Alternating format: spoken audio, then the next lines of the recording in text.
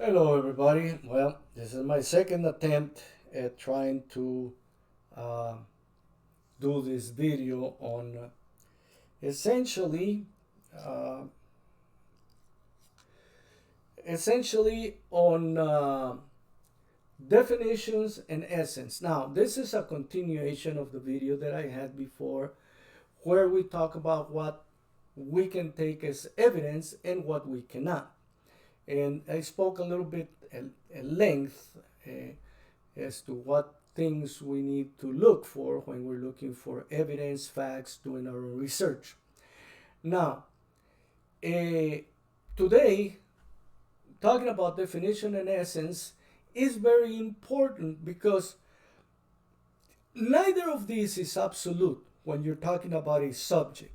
But it is good to understand what we're talking about when we talk about these two things so we understand what kind of common ground we can hope to accomplish, right? And let me be clarify on this. In definition, when we're talking about definition, we're talking about the cultural conviction to define or describe a word. The definition can change according to your culture, the time in which you live, the position in which you are, the geographical area in which you are. Whereas the essence of a subject is expected to be not significantly changed because the essence of a subject are properties that make the subject be what it is. So, in order to clarify this, I have a few examples that I had planned to run along. And we have, for example, a chair. The definition of a chair is a seat for one person with a backrest and four legs. That's the general cultural definition that we have, right? Especially here on the West. A chair, the essence of a chair is somewhere where you can put your behind and rest your legs. Does it need four legs? No. You could have one leg. Does it need a backrest? No. All it needs is a surface for you to place your behind on so you can rest your legs. Does it need to be high? Does it need to be low? However, in picturing this, when you define a chair here in the West, you expect something that, is a little bit high. You won't have to go all the way down to the floor, because if you go down to the floor, then you call it a stool, right? However, if you were to go to Japan, okay, the concept that a general person, and we're talking, I'm going back in time, okay, in order to fit my narrative. If you go back in time and you were to tell a samurai, can I have a chair? They would give you a small stool, or they would pretty much like, hey, sit on the rug, because that, there was, at the time, the general consensus was that a chair was just a small little stool. And then you had the throne for the emperors, but that was a throne. There wasn't really a chair. There was another variation. You see, so understand that the definition, and this is the point that I'm trying to say, the definition of something depends on the culture, the geographical location, and the conviction that people have about what that is. The second example I thought about is a bed. You generally, and I thought this was a little bit better because it's like a bed, you usually consider a furniture to sleep or rest, and usually consider something that is placed well above the ground. However, if you were to go to Japan or China or some Eastern places, and they gave you a mat and told you that was your bed, you would be like, what? No, this is not a bed, because culturally, a bed, and again, I'm going back in time, where and today is in some places is kind of accepted as well. That, hey, all you need is kind of little rug, a little mat, and that's your bed. Now, because we have so much communication around the world, right? People in Japan and in China, again, already say, yeah, understand when we say a bed, what we mean by a bed and what we mean by a chair. There's no big confusion because we have such large communication. But the reason why I want to go back in time is because it is more acceptable when we didn't have such mass communications like the internet. Everything was like by snail mail. So people hung on to their own definitions for a lot longer, so it was harder to understand different definitions. And again, it was more accentuated when you would say, hey, I'm going to go to my bed. It was a little mat. When you said here in America, I'm going to go to my bed, it was a different piece of furniture and a different vision that the person had in mind because they were basing it on definitions. When we go to the essence, if people were talking about the essence, it's like, hey, whatever, a hammock is a bed, a piece of rug is a bed, an actual, a bed. See how I was going to say an actual bed is a bed? Because culturally, I've been used to looking at a bed like this. If I had culturally been looking at a bed as a mat, I would not say an actual bed. I would see bed as a different concept, if you will. But the idea is to understand the difference between essence and definition. And going down this little rabbit hole, if you will, we also speak a lot because politicians are bringing it up. This day and age has brought these arguments in sex. The definition of sex is that it is one of two categories into which living things are divided depending on their reproductive capabilities or abilities, right? Now, is this a good definition? Does it actually fit? Well, how about men that are incapable of reproducing because they don't have enough sperm? About women that are unable to reproduce because they don't have fertile eggs? Do they not fit in those two categories? Because their reproductive capabilities are non-existent. So are they asexual? And this is where definition fails. However, ill-willed politicians and pseudo-philosophers still like to use definition because after sex comes, well, you're either male or female. And it's like, no, what if you don't fit under either one of those definitions? You see? So definitions is a dirty game to try and push a certain agenda. Now, let's look at the essence of sex. And we get, okay, well, what, and in the essence, it's like, okay, well, you have to have some kind of sex, right? What is the essence? Well, you are of one or the other sexual definitions, depending, and it doesn't have to be one or the other. We're going to look at that in a minute. But all you have to do is have the ability to be aroused by physical or mental stimulation, by enticing the image or stimulation of your sexual organs. If you can be stimulated, that's sex. You have a sex. Is it male or female? Well, according to the definition, if you are unable to reproduce, you cannot fit on either one of those two categories. So the definition falls short. And this is one of many definitions that come from, I believe, the Cambridge Dictionary. I always go to those dictionaries. And they have many definitions because, of course, a definition based on culture that tries to define a word will always fall short of reality, of the essence of things. So in order to try to cover it, then we have another definition. We have a definition of sex based on biology, a definition of sex based on psychology, a definition of sex based on legal, a definition of sex based. So you see, because definitions do not cover reality.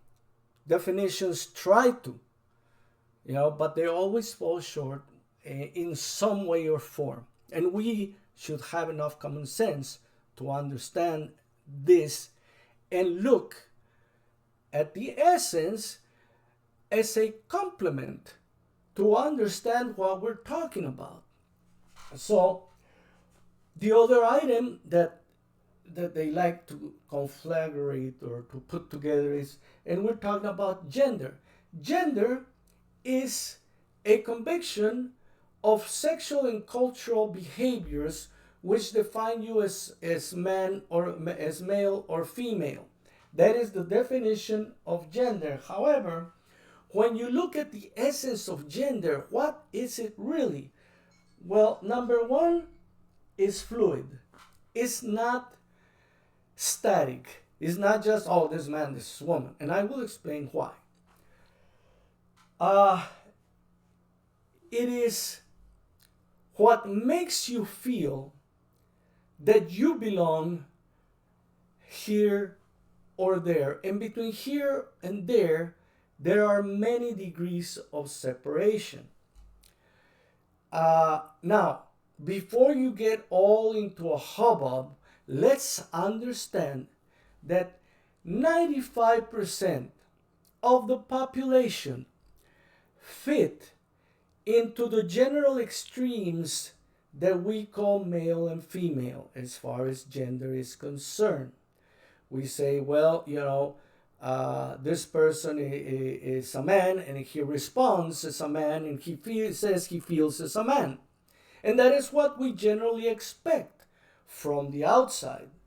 Now, from the inside, let us, in order to give you a little bit of more color on this, let us understand, just put a pin on this and let's go back to when we were talking about education. Well, we weren't talking, but the world was talking about education and that everybody had to learn how to read and write. And when we pushed that, we realized that there were some people that could only write with the left hand, or that writing with the right hand was just painful. It was just something that they just couldn't do. It was like you trying to write with the left hand. It was just like you just didn't have the dexterity. And we thought that was weird. And we even made it religious. He said, oh, people that write with the left hand are possessed with the devil. Because we didn't understand and we didn't want to. Because uniformity is so comfortable to authority. You see, when everybody marches with the same leg, authority has no problem isolating who is not marching or if everybody's marching at the same tone. You see, it's authority that needs this. And so they vilify those that do not march like the others, instead of understanding that, hey, if he's not marching like the others, maybe he has other qualities that I can use. Because that would take an intelligent authority. You see, authority also likes to have things mechanized and just say it and be done. They don't like to actually think. When you say, hey, you want this done, but we have a problem. Can you come up with a solution? Authority doesn't like to do that. Authority just wants somebody to get that done. And so, in anything that is out of the ordinary, they consider it an offense. And so they have to vilify it. And that's why I reminded you right now of the left-handed people, which were found to be intelligent people.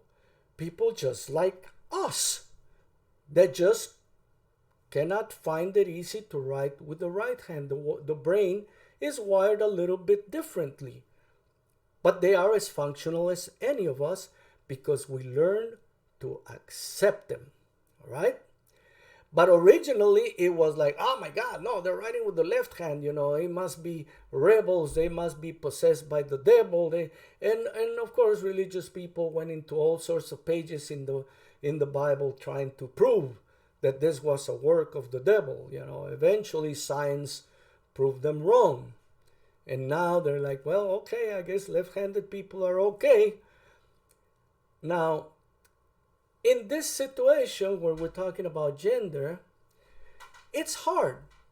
It's hard to understand because during all of our lives, we have been told there's only male and female, and anything that diverges, it must be fruit of the devil. Again, the same notion. Instead of understanding that, hey, people that do not conform to the 95% just have the brain or some part of the body wired differently. Doesn't mean that they're mentally ill. No. It just means that their brain, their body functions differently, and we have had a problem understanding this. There are some TED Talks and there are some books written by psychologists and psychiatrists. I might put the link to the TED Talk in the video, that explain further in more detail than I have time or knowledge to explain to you guys right now. But again, what I'm trying to get at, or the essence of this talk, is to forward to you the idea that when we talk about evidence, when we talk about finding out facts, it is very important for us to understand when we're talking about a definition and when we're talking about the essence of something, and understand that these two things are not absolute. Okay?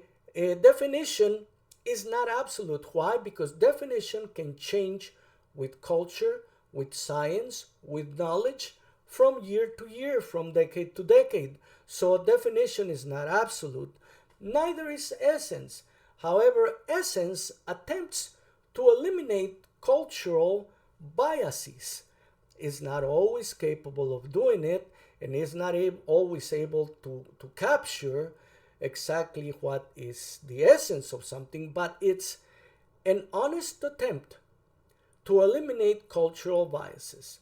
So in this TED, I would like to pass to you that we have to know what we're talking about, definition or essence, and which one is more practical in our finding the fact. Because this is, at the end, this is what we want. We want to get away from all this disinformation and opinions and ideas, personal ideas and whatnot, as I said in the video before.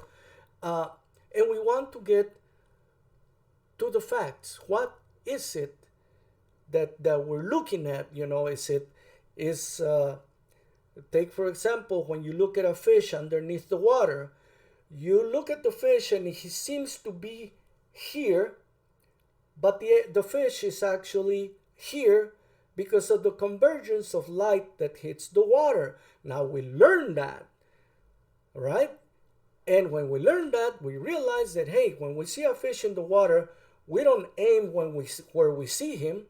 We aim, I believe it's a little bit after, a little bit before. I don't remember, but I know that the fish under the water is not where I see him. And science tells me where to aim. Understanding light convergence, understanding the reality, understanding the facts. So anyways, with that, I finished today, and I would like to continue and start dealing with some events that are happening right now, where oftentimes we are misled by politicians who are either and I hate to use the word, too ignorant about the matter that they're trying to speak about, or ill-willed in trying to separate us. And in separating us, they can more easily manipulate what they want to get done. And we're also going to, I'm going to have one more video where I'm going to talk about divisiveness. This is another thing that is very much on the media right now, and we're going to deal with it from a fact standpoint. Okay, you guys have a good day. I will see you guys later, and I hope we can continue on this journey to kind of understand the world in which we live, learning as we go.